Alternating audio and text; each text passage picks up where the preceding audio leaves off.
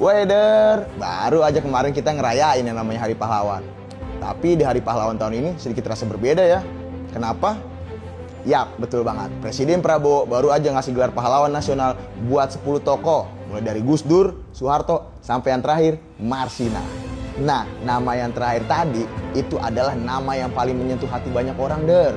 Marsina ini bukan seorang pejabat, bukan juga seorang jenderal, tapi dia adalah seorang buruh perempuan yang berani melawan ketidakadilan.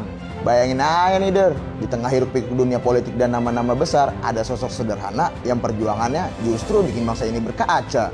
Dengan gelar ini, Prabowo seakan bilang, menjadi pahlawan itu gak butuh pangkat yang tinggi. Kadang mereka ada di pabrik, di ladang, di jalanan. Ya, mereka-mereka yang berjuang untuk hidup yang lebih layak. Langkah ini bukan cuma sekedar seremoni, tapi punya pesan moral yang kuat. Bahwa nasionalisme bukan cuma sekedar urusan elit, tapi juga sampai ke rakyat yang kecil. Dari sisi sosial, penghargaan buat Marsina ini ialah bentuk nyata keberpihakan.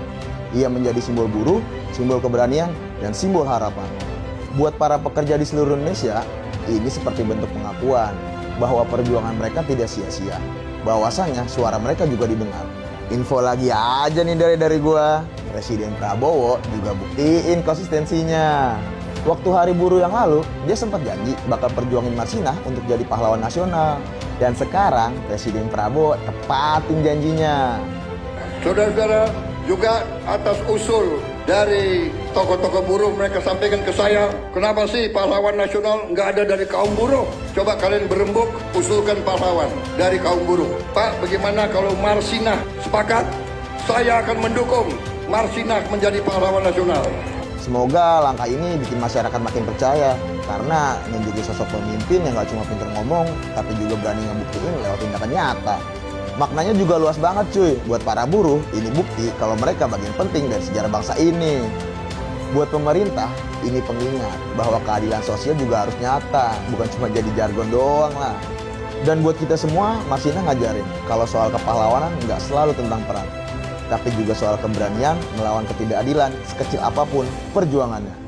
Kepada Bapak Presiden Prabowo, terima kasih sebesar-besarnya untuk anugerah yang diberikan untuk adik saya Marsina. Marsina, saya tidak menjangka jenengan Marsina jadi orang besar, bahkan membanggakan khususnya Nganjuk, terangkat Nganjuk punya pahlawan nasional sekarang ini. Di bawah pemerintahan Presiden Prabowo, Marsina menjadi simbol kepahlawanan baru. Pahlawan yang lahir dari rakyat, untuk rakyat. Karena pada akhirnya Indonesia berdiri tegak bukan cuma karena pemimpinnya, tapi juga karena keberanian anak-anak bangsanya yang terus berjuang dengan hati yang tulus dan semangat yang tidak pernah padam. Kalau kalian punya pendapat lain, tulis di kolom komentar ya. Jangan lupa like dan share video ini agar konten ini terus berlanjut.